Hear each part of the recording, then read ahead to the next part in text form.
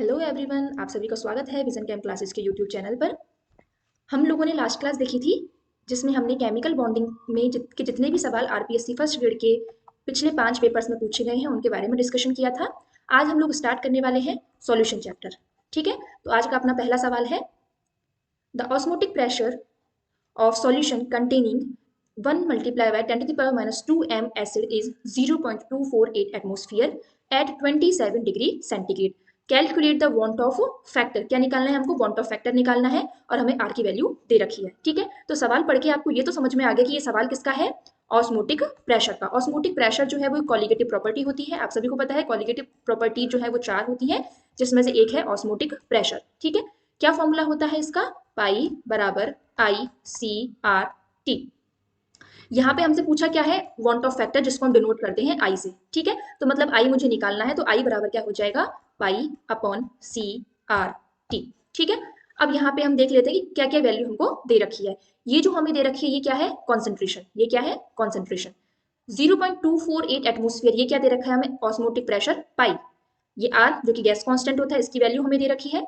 ये हमें टेम्परेचर दे रखा है 27 डिग्री सेंटीग्रेड। हमें किस में चाहिए, केल्विन में। तो हम क्या करेंगे, इसमें 273 ऐड कर देंगे 27 डिग्री में, तो कितना आ जाएगा हमारे पास में, 300 केल्विन।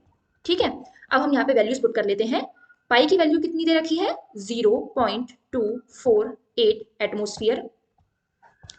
फिर है सी मतलब कॉन्सेंट्रेशन, कितनी दे रखी है, 10 to the power minus 2 multiply by R क्या है, गैस कांस्टेंट जो कि कितना दे रखा है, 0.082। फिर टेम्परेचर कितना दे रखा है, 300 केल्विन। ठीक है, आप इसको सॉल्व करेंगे तो ऑप्शन ए जो है वो सही आंसर है। मतलब यहाँ पे आंसर कितना आ जाएगा उसको सॉल्व करने पे, 1। ठीक है, इसको कैलकुलेशन तो आप कर सकते हैं। मैं यहाँ पे आपको यूनिट का बता देती हूँ कि यूनिट कैसे कैंसिल हुई है। तो देखो, एटमोस्फेरिक सॉरी ऑस्मोटिक प्रेशर जो है उसकी यूनिट क्या दे रखी है, एटमोस्फियर। ठीक है, कॉन्सेंट्रेशन की यूनिट मोलैरिटी में क्या होती है, मोल पर लीटर। ठीक है, और यहाँ पे जो गैस कांस्टेंट दे रखा है उसकी यूनिट क्या दे रखी है हमको, लीटर एटमोस्फियर पर केल्विन पर मोल। ठीक है, फिर टेम्परेचर है, टेम्परेचर की यूनिट क्या होती है, केल्विन। तो देखो, केल्विन से पर केल्विन कैंसिल हो जाएगा, मोल से पर मोल कैंसिल हो जाएगा, पर लीटर से लीटर कैंसिल हो जाएगा, एटमोस्फियर से एटमोस्फियर कैंसिल हो जाएगा। कुछ बचा, कुछ नहीं बचा। ठीक है, इसलिए पाई जो है वो क्या, सॉरी आई क्या होता है, यूनिट लेस। क्या होता है, यूनिट लेस। मतलब वांट ऑफ कांस्टेंट जो होता है या वांट ऑफ फैक्टर जो होता है वो यूनिट लेस होता है, उसकी कोई भी यूनिट नहीं होती है। ठीक है, तो इसका आंसर क्या हो जाएगा सही, option number A. Next question है अपना, 36 gram of glucose are dissolved in 2 kilogram of water in a vessel eight what temperature। मतलब हमें क्या निकालना है, टेम्परेचर निकालना है। The solution will boil Kb for water is 0.52 kelvin KG पर मोल। ठीक है, अब आपको यहाँ से ये समझ में आ गया कि ये भी किसका सवाल है, कॉलिगेटिव प्रॉपर्टी का। लेकिन कौन सी कॉलिगेटिव प्रॉपर्टी का सवाल है ये, एलिवेशन ऑफ बॉइलिंग पॉइंट। क्योंकि अभी आपको पता चल गया ना इसमें सवाल को पढ़ देखिए कि क्या पूछ रहा है, ये बॉइलिंग पॉइंट की बॉइलिंग पॉइंट पूछ रहा है कि हमने सॉल्वेंट में क्या ऐड किया है, सॉल्यूट। तो आपको पता है कि जो बॉइलिंग पॉइंट है वो क्या होना है, चेंज होना है। ठीक है, तो ये उसी का सवाल है। यहाँ पे सॉल्वेंट क्या है, वाटर, और सॉल्यूट क्या है, ग्लूकोज। तो हम यहाँ पे क्या बोल रहे हैं कि ग्लूकोज में को वाटर में ऐड कर रहे हैं तो इसका बॉइलिंग पॉइंट चेंज होगा। तो हम ये पता लगाना चाह रहे हैं कि अब जो सॉल्यूशन बना है वो किस टेम्परेचर पे बॉइल होगा, हमको ये बताना है। ठीक है, तो आप सभी को पता है कि एलिवेशन ऑफ बॉइलिंग पॉइंट का फॉर्मूला क्या होता है, डेल्टा टी बी बराबर के बी एम। ठीक है, जहां पे डेल्टा टीबी क्या होता है, elevation of boiling point. Delta TB को हम कैसे लिखते हैं, TB naught T B minus TB naught. ये टीबी नोट क्या है, जो प्योर सॉल्वेंट होता है उसका बॉइलिंग पॉइंट। ठीक है, और टीबी क्या होता है, सॉल्यूशन का बॉइलिंग पॉइंट। क्योंकि अभी आपको बताया ना कि जैसे ही हम लोग प्योर सॉल्वेंट में सॉल्यूट को ऐड करेंगे तो यहाँ पे बॉइलिंग पॉइंट चेंज होगा और बॉइलिंग पॉइंट क्या हो जाएगा, इंक्रीज हो जाएगा। ठीक है, क्योंकि हमने उसमें सॉल्यूट ऐड कर दिया है। तो डेल्टा टीबी बराबर क्या होता है, टीबी माइनस का टीबी नोट। ठीक है, तो डेल्टा टीबी को मैंने किससे रिप्लेस कर दिया, टीबी माइनस की टीबी नोट से, बराबर क्या हो जाएगा, के बी एम। ठीक है, अब यहाँ पे आप देख रहे हो कि आपको टीबी नोट पता है। टीबी नोट कैसे पता है, क्योंकि ये जो सॉल्वेंट है क्या है, वाटर है, और वाटर के लिए बॉइलिंग पॉइंट क्या होता है, 100 डिग्री सेंटीग्रेड। तो टीबी नोट क्या हो जाएगा आपके 100 डिग्री सेंटीग्रेड। ठीक है, केबी की वैल्यू आपको दे रखी है, ये रही केबी की वैल्यू। एम क्या है? एम होता है मोलैलिटी। क्या होता है? मोलैलिटी। और मोलैलिटी कैसे निकालते हैं? मोलैलिटी का फॉर्मूला क्या होता है? तो मोलैलिटी को हम लोग निकालते हैं moles of solute divide by mass of solvent in KG. ठीक है, ये फॉर्मूला होता है। तो देखो, मोल्स ऑफ सॉल्यूट कैसे निकालूंगी मैं? कि कितना वेट है उसका अपॉन में उसका मोलर मास क्या है। सही है, ऐसे ही निकालते हैं नंबर ऑफ मोल्स को हम। तो मैंने ये लिख लिया मोल्स ऑफ सॉल्यूट को। अब यहाँ पे हम लोग mass of solvent in KG, मतलब यहाँ पे क्या आने वाला है? सॉल्वेंट का मास आने वाला है। ठीक है, तो मैं यहाँ पे इसको शॉर्ट में लिख लेती हूँ सॉल्वेंट मास। ठीक है, अब आप सवाल को पढ़ोगे तो आपको यहाँ पे पता चल रहा है कि 36 ग्राम ऑफ ग्लूकोज, मतलब ये तो क्या दे दिया आपको? सॉल्यूट का वेट। ठीक है, तो मैं ऊपर क्या वैल्यू पुट करने वाली हूँ यहाँ पे? 36 ग्राम।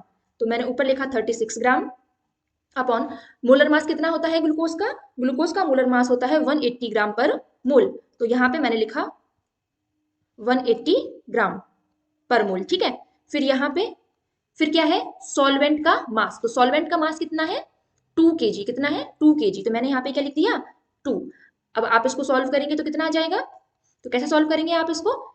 इन दोनों को मल्टीप्लाई करोगे तो कितना आ जाएगा? 36 डिवाइड बाय 18 मल्टीप्लाई बाय 2 करोगे तो कितना आ जाएगा? 360।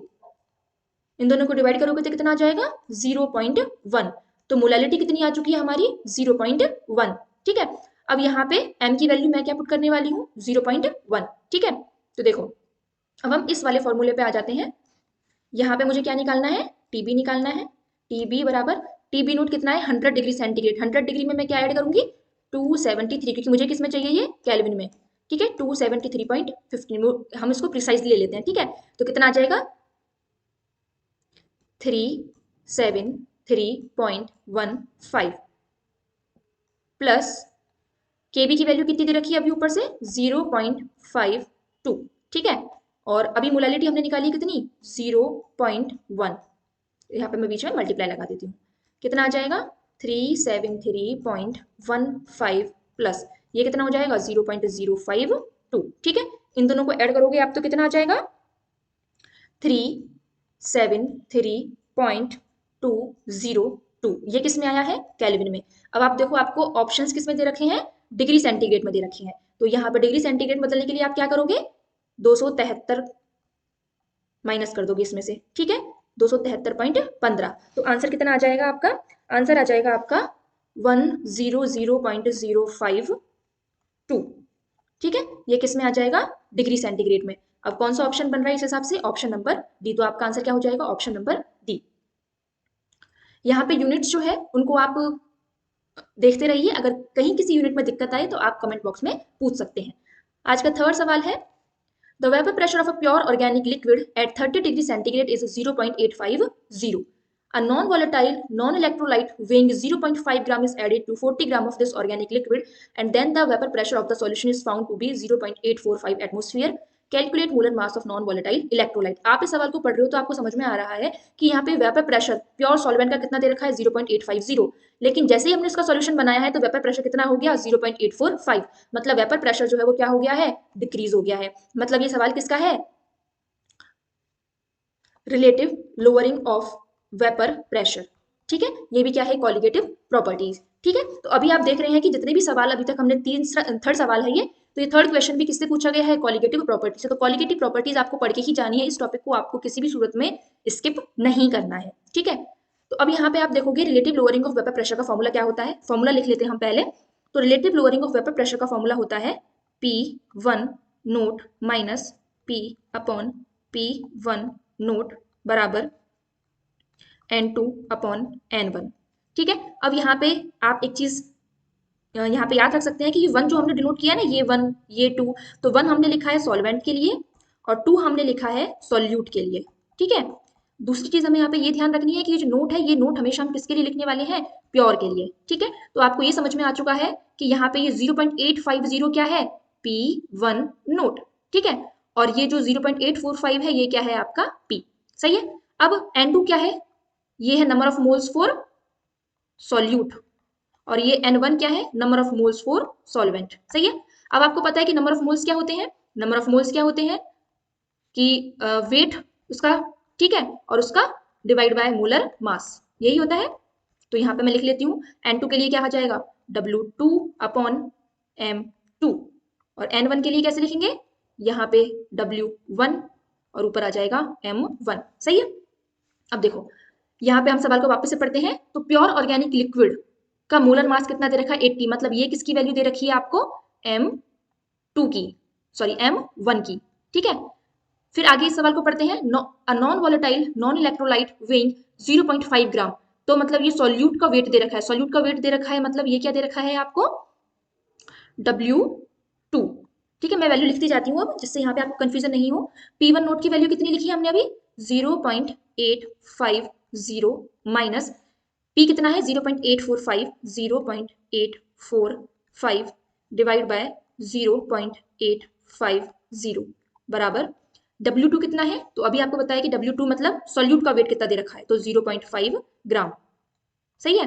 अब यहाँ पे हमसे ये पूछ कर रहा है molar mass of non volatile electrolyte, मतलब हमसे क्या पूछ रहा है, ये M2 पूछ रहा है, मल्टीप्लाई बाय M1 क्या है, मोलर मास सॉल्वेंट का, तो ये कितना दे रखा है 80, डिवाइड बाय W1 क्या है कि कितना हमने सॉल्वेंट लिया है, तो कितना लिया है 40 ग्राम, तो यहाँ पे क्या आ जाएगा 40। ठीक है, फिर आप इसको सॉल्व करोगे तो सॉल्व करने पे यहाँ से आंसर क्या आ जाएगा 170 ग्राम पर मोल, 170 ग्राम पर मोल। यूनिट आप देख सकते हैं यहाँ से, देखो इस ऊपर की यूनिट एटमोस्फियर, नीचे यूनिट एटमोस्फियर, एटमोस्फियर से एटमोस्फियर कैंसिल हो जाएगा। ठीक है, यहाँ पे ये ग्राम ग्राम से ग्राम कैंसिल हो जाएगा, तो M2 की यूनिट क्या आ जाएगी, ग्राम पर मोल, क्योंकि यहाँ पे 80 ग्राम पर मोल है ना ये, इसलिए M2 की यूनिट क्या आ जाएगी, ग्राम पर मोल। तो इसका आंसर क्या हो जाएगा, ऑप्शन नंबर सी। अगला क्वेश्चन है, a solution contains 3 component A, B and C 0.2 mole each, then sum of their mole fraction is। तो ये आपको सिर्फ ये जो वैल्यू दी गई है ना, ये सिर्फ आपको कंफ्यूज करने के लिए दी गई है। हमेशा मोल फ्रैक्शन सभी कंपोनेंट्स का कितना होता है, सम 1 होता है। मतलब मान लो 4 कंपोनेंट्स दे रखे हैं, तो उन 4 कंपोनेंट्स का जो मोल फ्रैक्शन है, जैसे मान लो x1 plus x2 plus x3 plus x4 बराबर 1, 2 कंपोनेंट है तो भी x1 प्लस x2 बराबर 1, मतलब नंबर ऑफ कंपोनेंट्स कितने भी हो उन सबका सम कितना होना है, हमेशा ही 1। तो आंसर क्या हो जाएगा इसका 1। तो option number C is the correct answer. आज का नेक्स्ट सवाल है अपना, when 6 gram of ethanoic acid is dissolved in 2 gram benzene then what is the molality of solution। मतलब सिंपल हमसे क्या पूछ रहा है, ये मोलालिटी। अभी हमने ऊपर फॉर्मूला देखा था मोलालिटी का कैसे निकालते हैं, तो मैं यहाँ पे सीधा निकाल लेती हूँ कि मोलालिटी बराबर क्या होता है कि सॉल्यूट का कितना ग्राम हमने लिया है, वेट ऑफ सॉल्यूट, तो वेट ऑफ सॉल्यूट कितना है 6 ग्राम, तो ऊपर मैंने लिखा 6 ग्राम अपॉन मोलर मास क्या है, तो इथेनोइक एसिड का मोलर मास निकाल सकते हैं आप इथेनोइक एसिड क्या होता है CH3COOH, तो आप इसका मोलर मास निकाल लेंगे। 2 कार्बन है, एक कार्बन का 12 होता है, तो 2 कार्बन का कितना हो जाएगा 24 प्लस 4 हाइड्रोजन है, एक हाइड्रोजन का 1 होता है, 4 का कितना हो जाएगा 4, 2 ऑक्सीजन है, एक ऑक्सीजन का 16 होता है, 2 ऑक्सीजन का 32, इन सबको आप ऐड करोगे तो कितना आ जाएगा, यहाँ पे आ जाएगा 80, सॉरी 60, कितना आ जाएगा 60। ठीक है, तो यहाँ पे क्या हो जाएगा 60 ग्राम पर मोल। ठीक है, इसके बाद में हमको क्या लिखना होता है कि सॉल्वेंट का वेट लिखना होता है किलोग्राम में। अब यहाँ पे सॉल्वेंट कितना दे रखा है 200 ग्राम, तो 200 ग्राम को मैं किस में बदलूंगी, किलोग्राम में, तो इसको 1000 से डिवाइड करेंगे अपन, तो कितना आ जाएगा 0.2 किलोग्राम, तो मैं यहाँ पे क्या लिख दूंगी 0.2। आप इसको सॉल्व कर लेंगे आसानी से। जब आप इसको सॉल्व करेंगे तो इसका आंसर क्या आएगा, देखो यहाँ से इस पॉइंट को हटाओगे ऊपर 10 हो जाएगा, तो ये 60 से 60 कैंसिल हो जाएगा, फिर 1 डिवाइड बाय 2 करोगे, 1 डिवाइड बाय 2 कितना होता है 0.5, तो इसका आंसर क्या आ जाएगा 0.5 मोलल, मतलब option number C is the correct answer. Next question है, the vapour pressure of pure benzene at certain temperature is 0.85 bar, a non-volatile non-electrolyte solid weighing 0.5 gram when added to 39 gram of benzene, vapor pressure of solution then is 0.845 bar, the molar mass of solid substance is। मतलब ये अभी जो हमने question पढ़ा था ना, ये वाला क्वेश्चन, ये सेम टू सेम सवाल है, बस यहाँ पे हमसे किसकी बात की थी, यहाँ पे हमको बोला था सिर्फ कि कोई प्योर ऑर्गेनिक लिक्विड है, ठीक है, और यहाँ पे हमको क्या बोल दिया है कि बेंजीन है। ठीक है, बाकी वैल्यू जो है वो सेम ही है। ये भी सवाल किसका है, relative lowering of vapour pressure का, और ये सवाल जो है वो एज इट इज एनसीईआरटी से पूछा गया है। इसलिए हम आपको बार बार बोलते हैं कि आपको एनसीईआरटी को पढ़ना ही पढ़ना है, इसको किसी भी सूरत में स्किप नहीं करना है। कोई सा भी उसमें न्यूमेरिकल दे रखा है, आपको सब सॉल्व करके जाना है, क्योंकि सवाल ले दे के वहीं से पूछना है। हो सकता है कोई वैल्यू यहाँ से चेंज कर दे, पर देगा इसी टाइप का सवाल। तो आप उसी फॉर्मूले से इस क्वेश्चन को सॉल्व करेंगे, तो इसका आंसर भी क्या आने वाला है, ऑप्शन नंबर सी 170 ग्राम पर मोल। ठीक है, नेक्स्ट क्वेश्चन है अपना, if at 25 degree centigrade at a vapour pressure of 200 torr of a gas its mole fraction in solution is this, then its Henry law constant is. मतलब ये किसका है, हेनरी लॉ का सवाल है। हम सबको पता है कि जो हेनरी लॉ होता है उसका फॉर्मूला क्या होता है, P बराबर के एच एक्स। ठीक है, P क्या है प्रेशर और X क्या है यहाँ पे मोल फ्रैक्शन। ठीक है, KH क्या है, हेनरी कांस्टेंट। अब सवाल पढ़ते हैं हम, 200 टॉर जो है वो वेपर प्रेशर दे रखा है, मतलब P की वैल्यू दे रखी है, मोल फ्रैक्शन हमको दे रखा है 5 मल्टीप्लाई 10⁻³ और हेनरी कांस्टेंट मतलब KH हमसे पूछा जा रहा है। तो सिंपल सा है, आपको सिर्फ वैल्यू पुट करनी है इसमें। तो KH बराबर P/X, P दे रखा है आपको 200 टोर और मोल फ्रैक्शन आपको दे रखा है 5 मल्टीप्लाई बाय 10⁻³ इसको सॉल्व करेंगे आप, तो इसका आंसर आ जाएगा 4 मल्टीप्लाई बाय 10⁴ टोर। तो आपको यहाँ से ध्यान ये भी रखना है कि KH जो है हेनरी कांस्टेंट जो है उसकी यूनिट क्या होती है, टोर। नेक्स्ट क्वेश्चन है अपना, which of the following concentration unit depends on temperature. अब आपको पता है कि कॉन्सेंट्रेशन टर्म्स होती है, बहुत सारी कॉन्सेंट्रेशन टर्म्स हम लोग पढ़ते हैं, जैसे कि molarity, molality, mole fraction, mass percentage, volume percentage, इस टाइप की बहुत सारी कॉन्सेंट्रेशन टर्म्स होती है। अब ये पूछ रहा है कि कौन कौन सी कॉन्सेंट्रेशन टर्म्स जो है वो टेम्परेचर पे डिपेंड करती है। तो हम लोगों को ये देखना है कि जिस भी कॉन्सेंट्रेशन टर्म में आपको वॉल्यूम दिख जाए वो क्या होती है, टेम्परेचर डिपेंडेंट। क्या होती है, टेम्परेचर डिपेंडेंट। अगर उसमें आपको मास दिखता है तो वो टेम्परेचर इंडिपेंडेंट होती है। क्या होती है, टेम्परेचर इंडिपेंडेंट होती है। जैसे कि अब यहाँ पे अपन बात करते हैं मास परसेंटेज की। मास परसेंटेज में क्या आ रहा है, मास अपॉन मास, तो मास है वॉल्यूम नहीं है, तो इसलिए ये टेम्परेचर डिपेंडेंट नहीं होगी। मोल फ्रैक्शन जो होता है, मोल फ्रैक्शन में भी क्या होता है, सिर्फ हम मास की बात करते हैं, तो इसलिए ये भी टेम्परेचर डिपेंडेंट नहीं होती है। मोलैरिटी, मोलैरिटी में क्या होता है, मोल पर लीटर, लीटर आते ही क्या आ गया, वॉल्यूम, इसलिए मोलैरिटी जो है उसका सही आंसर होगी। मोलैरिटी में वापस हम वेट की बात करने लग जाते हैं, इसलिए ये इसका आंसर नहीं होगा। ठीक है, तो मोलैरिटी जो होती है वो टेम्परेचर डिपेंडेंट होती है। अगर आपसे नॉर्मेलिटी पूछ ली जाए तो नॉर्मेलिटी भी क्या होती है, टेम्परेचर डिपेंडेंट होती है। नेक्स्ट क्वेश्चन है, at atmospheric pressure ethanol H2O as you drop boils at about. मतलब एक मिक्सचर दे रखा है आपको इथेनॉल वाटर। ठीक है, अब ये पूछ रहा है कि ये किस टेम्परेचर पे बॉइल होता है, तो ये आपको याद रखना है 78 डिग्री सेंटीग्रेड पे। ये एजोट्रोपिक मिक्सचर का सवाल है। नेक्स्ट क्वेश्चन है, want of factor I for 50% dissociation of KCl is, कि KCl अगर 50% डिसोसिएट होता है तो want ऑफ फैक्टर की वैल्यू कितनी होगी। ठीक है, इस PDF के लास्ट में मैंने want ऑफ फैक्टर की कुछ फॉर्मूले जो है वो आपको याद रखने के हिसाब से दिखाए हैं। आप उसका स्क्रीनशॉट ले सकते हैं और उन फॉर्मूलाज को लिख सकते हैं। ठीक है, अब यहाँ पे अपन बात कर रहे हैं डिसोसिएशन की, वो भी किसके, KCl के डिसोसिएशन की। तो एक फॉर्मूला होता है want ऑफ फैक्टर I बराबर, सॉरी, अल्फा बराबर I minus 1 upon n minus 1। Alpha क्या है यहाँ पे, डिसोसिएशन की डिग्री, कितना डिसोसिएशन हो रहा है, यहाँ पे कितना हो रहा है 50%। 50% का मतलब 0.5। ठीक है, 50% का मतलब हाफ, और हाफ को आप हाफ भी लिख सकते हैं और 0.5 भी लिख सकते हैं, एक ही बात है। ठीक है, आई क्या है यहाँ पे, want ऑफ फैक्टर जो हमसे पूछा जा रहा है, तो हमें निकालना क्या है, आई निकालना है।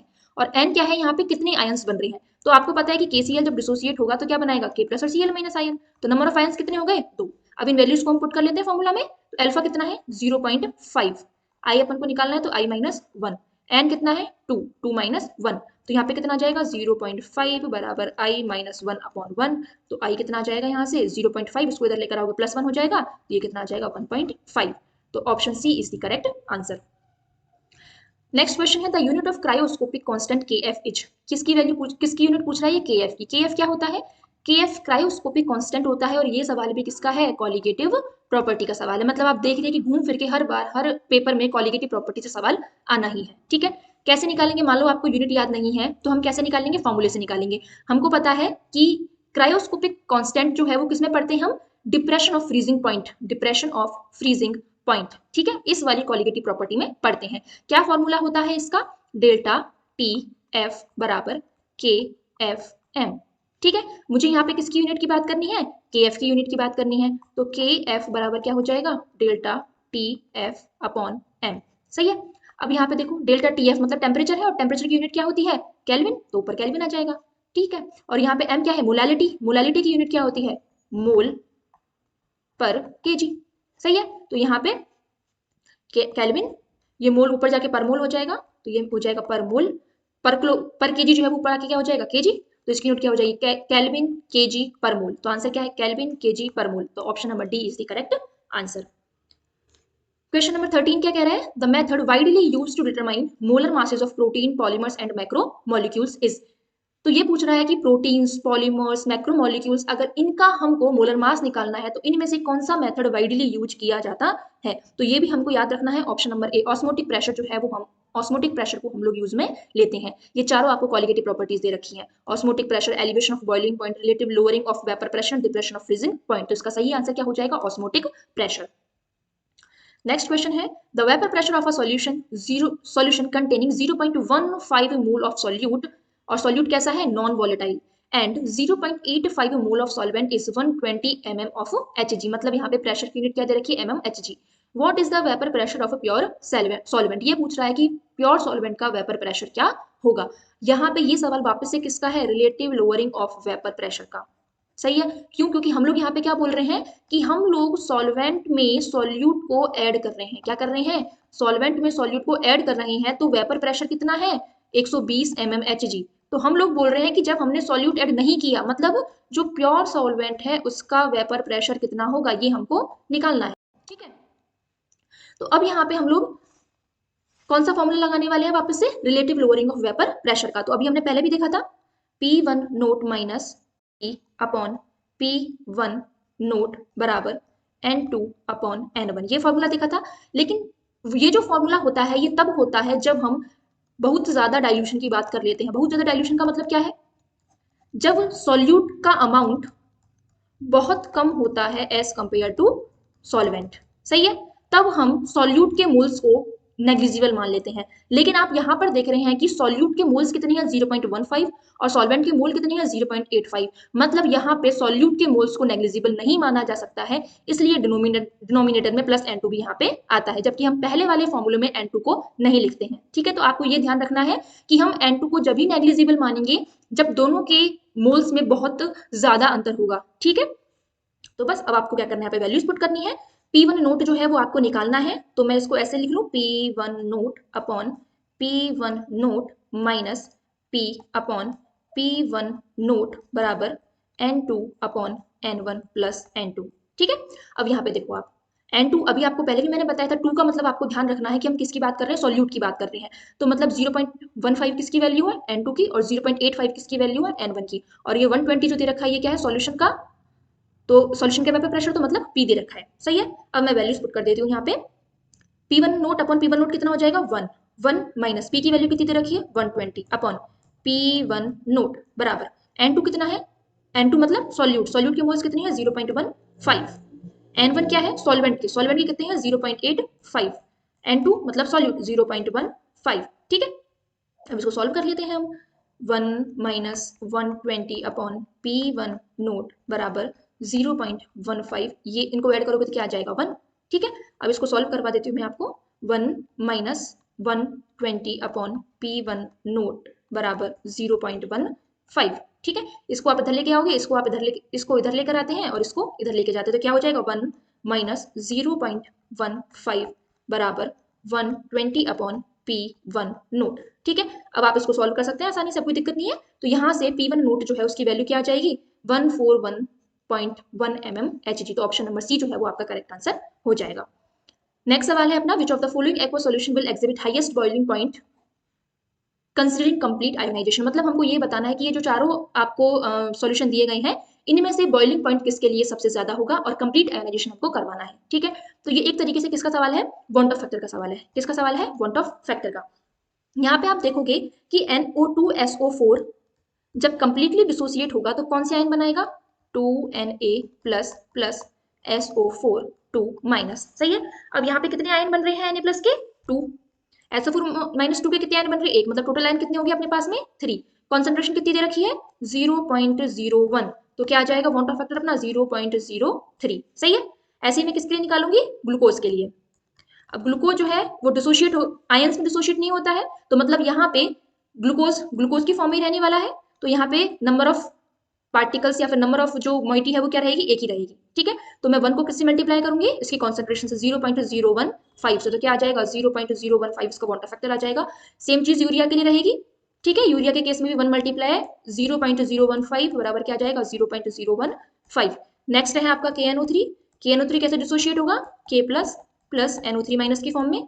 तो कितने आयन हो गए, एक इसका कितने आयन हो गए टोटल, तो कॉन्सेंट्रेशन कितनी दे रखी है 0.01, तो कितना आ गया 0.02। सही है। अब आप देखो तीनों में से किसके लिए वाटर फैक्टर की वैल्यू सबसे ज्यादा है 0.03, ये कम है, ये कम है, सबसे ज्यादा किसके लिए 0.03।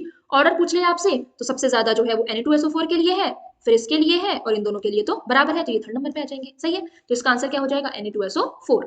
मतलब आपको कुछ नहीं करना है, पहले उसको उसके आयंस बनाने हैं, उसकी कॉन्सेंट्रेशन से उसको मल्टीप्लाई कर देना है, वो आ जाएगा आपका amount of factor.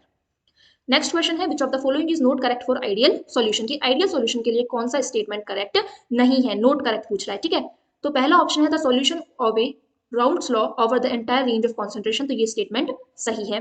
The enthalpy change delta H mixing of the pure components to form the solution is zero. मतलब आपको याद रखना है कि जो आइडियल सॉल्यूशन होते हैं वो राउल्ट्स लॉ को ऑवे करते हैं। दूसरी बात, डेल्टा एच मिक्सिंग जो होती है इनके लिए वो जीरो होती है, डेल्टा वी मिक्सिंग जो है वो भी इनके लिए क्या होती है, जीरो होती है। ठीक है, तो डेल्टा एच मिक्सिंग जीरो है मतलब सही है, डेल्टा वी मिक्सिंग जीरो है मतलब ये सही है, और ethanol and acetone on mixing form an ideal solution ये गलत है। अभी आपको ऊपर मैंने बताया है ये सही ऑप्शन, ये गलत स्टेटमेंट है, मतलब आपका ऑप्शन नंबर 4 जो है वो क्या है, सही आंसर, ये गलत है। ठीक है, तो ऑप्शन नंबर 4 जो है वो आपका सही आंसर है। नेक्स्ट क्वेश्चन है which of the following term is unitless, तो कौन सी इनमें से टर्म जो है वो यूनिटलेस है, तो आप लोग आराम से बता सकते हैं कि मोल फ्रैक्शन जो है वो क्या होती है, यूनिटलेस। नेक्स्ट है mixture of benzene and toluene forms, benzene और टोलुइन जो है वो कौन सा मिक्सचर फॉर्म करते हैं, तो ये सवाल भी हमने अभी अभी देखा है ऊपर, तो इसका आंसर क्या हो जाएगा, ideal solution. The degree of dissociation of an electrolyte in a solution depends on all of the following except, मतलब ये पूछ रहा है कि डिग्री ऑफ डिसोसिएशन जो है इलेक्ट्रोलाइट का इनमें से किस पे डिपेंड नहीं करता है, 3 फैक्टर्स पे डिपेंड करता है, एक पे डिपेंड नहीं करता है। तो इसका आंसर क्या है, कंडक्टेंस ऑफ द सॉल्यूशन। यहाँ पे जो डिग्री ऑफ डिसोसिएशन है, मतलब जितना ज्यादा डिसोसिएशन होगा उतनी ज्यादा कंडक्टेंस होगी, तो मतलब ये एक रिजल्टेंट है, रिजल्ट है इसका कि डिसोसिएशन जितना ज्यादा होगा कंडक्टेंस उतनी ही ज्यादा होगी, तो कंडक्टेंस जो है वो डिसोसिएशन को अफेक्ट नहीं कर रहा है। ठीक है, बाकी ये तीनों फैक्टर्स जो है वो अफेक्ट करते हैं डिसोसिएशन को, कंडक्टेंस जो है वो अफेक्ट नहीं करता है, तो ऑप्शन नंबर डी जो है वो इसका करेक्ट आंसर है। ये सेकंड लास्ट क्वेश्चन है आज का। The solution of ferric chloride is slightly acidic, slightly alkaline, neutral और एम्फोटेरिक। तो फेरिक क्लोराइड क्या होता है, FeCl3, और इसका सॉल्यूशन कैसे बना रहे हैं हम, वाटर में बना रहे हैं, तो क्या बनाएगा ये रिएक्शन करके FeOH का whole thrice plus HCl। HCl कैसा नेचर का होता है, एसिडिक नेचर का होता है। ठीक है, तो बस इसीलिए जो फेरिक क्लोराइड का सॉल्यूशन बनेगा उसका नेचर कैसा होगा, एसिडिक नेचर होगा। ठीक है, तो ऑप्शन ए जो है उसका करेक्ट आंसर है। लास्ट क्वेश्चन है अपना, the molarity of solution containing 4 gram NaOH in 250 ml of solution is, मतलब क्या पूछ रहा है हमसे, मोलैरिटी पूछ रहा है, तो मोलैरिटी का फॉर्मूला क्या होता है, सॉल्यूट इन ग्राम, तो सॉल्यूट कितना दे रखा है ग्राम में, 4 ग्राम, तो मैं ऊपर क्या लिखूंगी 4 ग्राम, 4 ग्राम। ठीक है, नीचे हमको लिखना होता है मोलर मास ऑफ सॉल्यूट, तो NaOH जो है उसका मोलर मास कितना होता है 40, तो मैं यहाँ पे लिख दूंगी 40 ग्राम पर मोल। फिर हमको लिखना होता है वॉल्यूम ऑफ सॉल्वेंट, तो सॉल्वेंट का वॉल्यूम कितना है 250 ml, हमको लेना किस में है, लीटर में, तो मैं इसको लीटर में बदल लूंगी 250 डिवाइड बाय 1000 करके, तो कितना आ जाएगा 1/4, या फिर आप सीधे लिख सकते हैं 0.25, तो यहाँ पे कितना आ जाएगा 0.25। ठीक है, आप इसको सॉल्व करोगे, सॉल्व करने पे क्या आ जाएगा 0.4 मोल पर लीटर, तो ऑप्शन डी जो है इसका करेक्ट आंसर हो जाएगा। आज के लिए इतना ही, ये हमने जो पिछले पेपर्स में RPSC के द्वारा सॉल्यूशंस के जितने भी सवाल पूछे गए हैं वो हमने यहाँ पे आपको कवर करवा दिए हैं। ठीक है, यहाँ से आप कॉलिगेटिव प्रॉपर्टी वाला देख सकते हैं कि वांट ऑफ फैक्टर जो है वो कैसे कैसे निकालते हैं हम, ये एसोसिएशन के लिए कैसे निकालते हैं, ये डिसोसिएशन के लिए कैसे निकालते हैं। ठीक है, तो आप, मैं इसको मिटा देती हूँ, आप यहाँ से स्क्रीनशॉट ले सकते हैं। ठीक है, जो भी आपको अगर डाउट हो इस क्लास से रिलेटेड, या फिर आप चाहते हैं कि नेक्स्ट वीडियो हम किसी पर्टिकुलर टॉपिक पे बनाएं, तो आप हमें कमेंट बॉक्स में सजेस्ट कर सकते हैं। आज के लिए इतना ही, थैंक यू।